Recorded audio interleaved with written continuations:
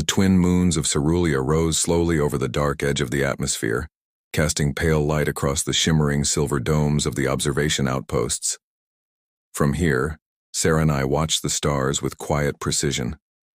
Her mind brushed the void, scanning energy trails and life signals. Her people, the Zerani, had ruled this sector for thousands of years, untouchable, unmatched, and unchallenged, until tonight. A ripple touched her senses, not noise, not heat, something more delicate. A pulse like a heartbeat hidden in the cold vacuum of space. She blinked, her sapphire pupils narrowing. Another ghost? Third one this cycle, her commander grunted through the comm. Ignore it, just another glitch in the system. But Serenai couldn't ignore it. Something inside her stirred.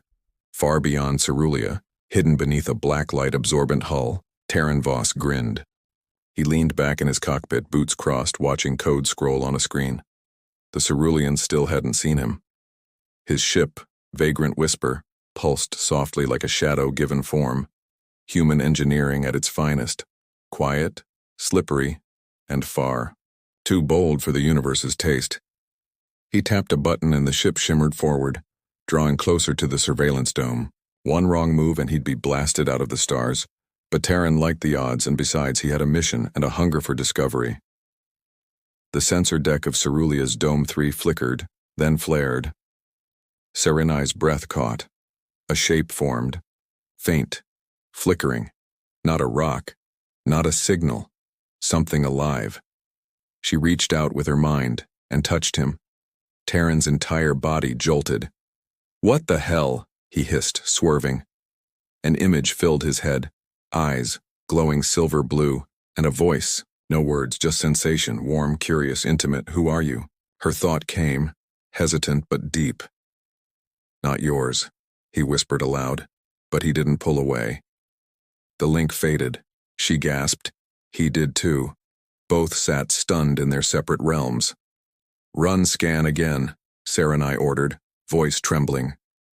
"No anomaly detected," said her console. "System error." Lies. Terran touched his temple. The image of the alien woman burned into his mind. He knew that face now, without ever having seen it with his eyes. And for reasons beyond protocol, he wanted to see her again. Back on Cerulean, Serenai stood alone on the sensor platform, her fingers cold, her mind burning. A forbidden connection had been made, and something about that brief contact had awakened something deeper. Curiosity. Desire, longing. She shouldn't have felt that. But she had, and so had he. Out among the stars, Vagrant Whisper vanished once more.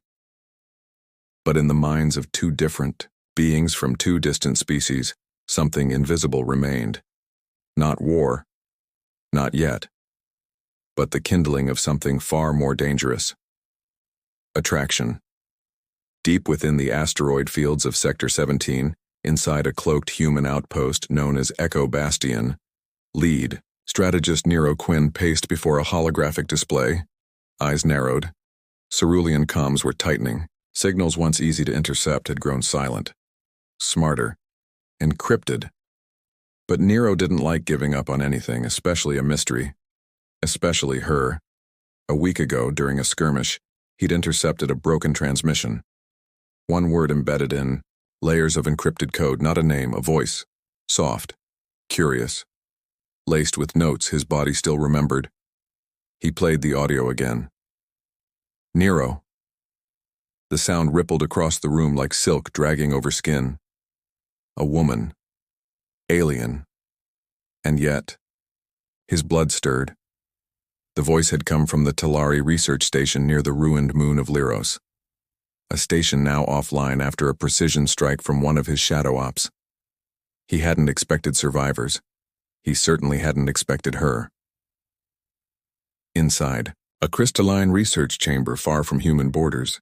Liala rubbed at the scar on her shoulder. The explosion had shattered half her lab. She'd barely survived. But what haunted her most wasn't the fire or pain. It was the whisper left behind in her databanks. A name. Nero Quinn. A human name. Male, sharp, dangerous, and undeniably intimate.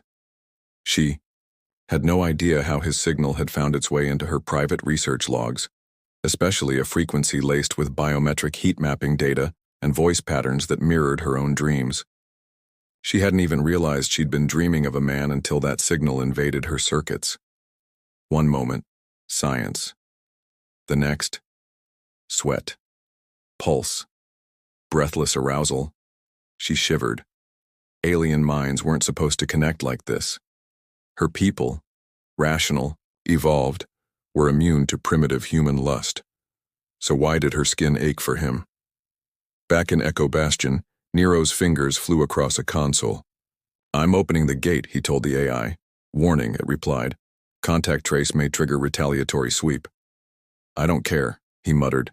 He broadcast a short-range signal using the cerulean structure he'd cracked. Not words, but music. Human blues, slow and pulsing with heat. Beneath it, he hid a new message. Simple, raw, forbidden. "I felt you." Liala's eyes widened when the signal reached her.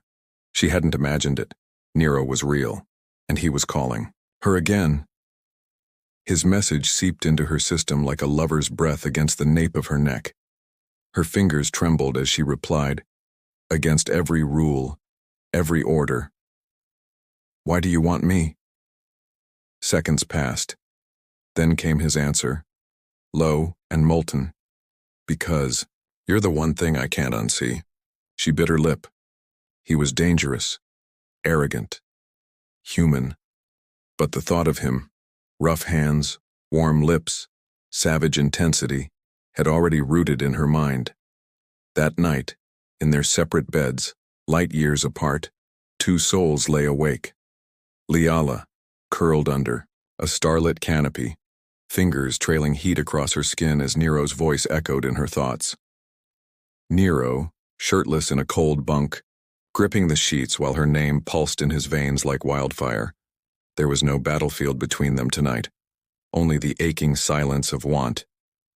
And somewhere, hidden inside satellite code and radiation noise, their whispers continued, flickering, growing, calling.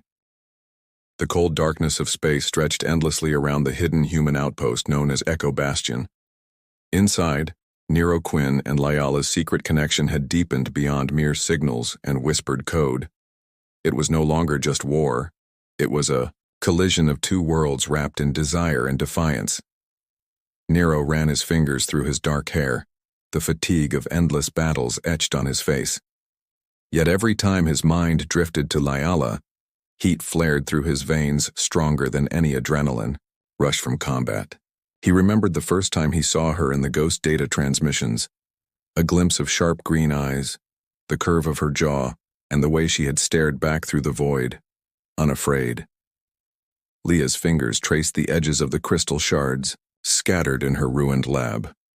Each one caught the starlight like frozen fire, reminding her of the fragility of her world, and of the impossible hope she found in Nero. She was an alien scientist, trained to suppress feelings, but something about the human stirred her deeply. The tension between them was electric, charged with the knowledge that they were enemies yet bound by something far more primal. In the shadowed corridors of Echo Bastion, Nero paced toward the communication hub, his boots clicking softly. Tonight was the night he would risk everything. With a mixture of nerves and determination, he initiated the encrypted channel directly to Liala's location. "Leah," he whispered into the comm, voice thick with unspoken feelings. "Meet me at the Starbridge. No security, no weapons." The Starbridge was a narrow walkway suspended between two massive asteroids, a place where silence reigned and no sensors could reach. Lia's response was instantaneous yet trembling. "I'll come. But Nero, this is madness." "Madness," he smiled grimly. "Sometimes madness is what saves us." As Liala arrived at the Starbridge, she felt the cold kiss of space around her helmet. The stars twinkled like distant promises, but nothing shone brighter than the figure waiting in the shadows. Nero stepped forward, removing his helmet to reveal a face both hardened by war and softened by longing. "You're alive," he said, voice catching in the void. "So are you," Liala replied, her breath visible in the helmet's visor, a fragile thread between them. Their hands reached out simultaneously, fingertips brushing in zero gravity. The shock of contact sent a pulse through both of them, a spark igniting a fire that neither war nor distance could extinguish. Nero's voice dropped to a whisper. This war, it's tearing us apart. But here, now, we're just two souls, in the vastness. Leah's eyes glistened with tears she couldn't explain. I never believed in hope. Until you. Without hesitation, Nero pulled her close. The cold of space vanished beneath the warmth of their bodies pressed together. Lips met in a fierce, desperate kiss. A collision of hunger and relief, of loneliness and connection. For a moment they forgot the war raging around them, forgotten the enemies they once were. In the velvet void, love bloomed like a fragile star, beautiful, dangerous, and impossible to ignore. The silence of space was broken only by their ragged breaths and the soft hum of distant engines. They clung to each other as if the universe itself depended on this moment. But even as their bodies entwined, the looming threat of the alien empire and their own factions whispered in the background, a reminder that their secret union was a rebellion in itself. Nero pulled back slightly, eyes locked on Liala's. We're not just fighting for survival anymore. We're fighting for us. Leah smiled, fierce and resolute. Then let's make sure the stars remember our names. As they separated reluctantly, both knew the battle had only just begun. But now, it carried the fire of passion and hope. Beneath, the velvet void amidst the cold and dark, two hearts dared to shine. The crimson nebula pulsed like a living heart in space, a storm of energy and death. Deep inside it, the final human fleet prepared for their last stand. Nero Quinn stood on the bridge of the flagship Valiant Dawn, his jaw tense, his mind torn, between duty and love. Before him stretched thousands of alien warships, led by the Empress herself, and somewhere among them was Liala. He hadn't seen her since the night they kissed under the stars. He still felt her warmth on his lips, the press of her body against his. She had gone back behind enemy lines with a plan to sabotage the Empire's weapon core, a suicide mission, unless she could get out in time. Commander, Captain.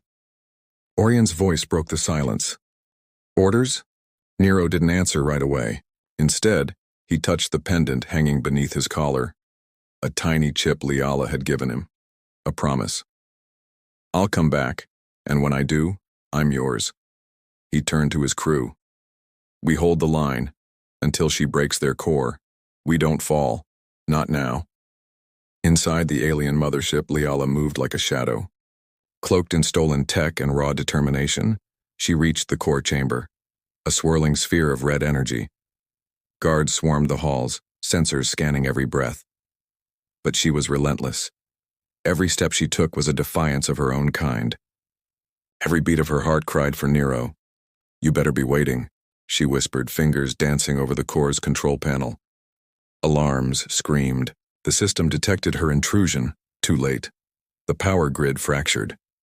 The weapon, capable of vaporizing planets, blinked out. Leah turned to run, but the blast caught her. Light consumed her world. On the bridge of the Valiant Dawn, the alien, ships began to falter, losing coordination. The weapon core was down. Cheers erupted, but Nero felt cold. Something was wrong. Open private channel 7, he ordered. Static. Then, Nero. Her voice was weak, broken. I did it. But I'm hit. I don't think I'm going to make it. His knees almost buckled. No. Don't say that. I'm coming. For you. It's too late. But listen to me. Live. Love.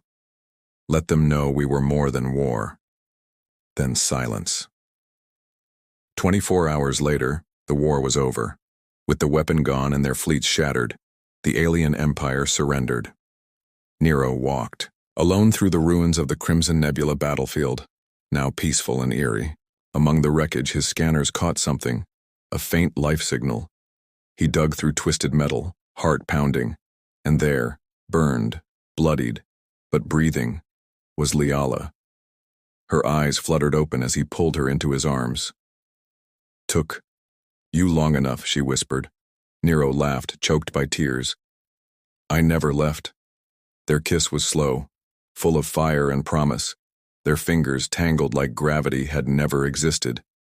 A year later, on a planet rebuilt from ashes, humans and aliens worked side by side. At the center of the Peace Monument stood a statue, two figures locked in an embrace, surrounded by stars. Nero and Liala stood hand in hand before it. "We changed everything," she said. "No," Nero smiled, pressing his forehead to hers. "You changed everything." They kissed again, not as soldier and spy, not as human and alien, but as lovers who defied the stars, and this time they had forever.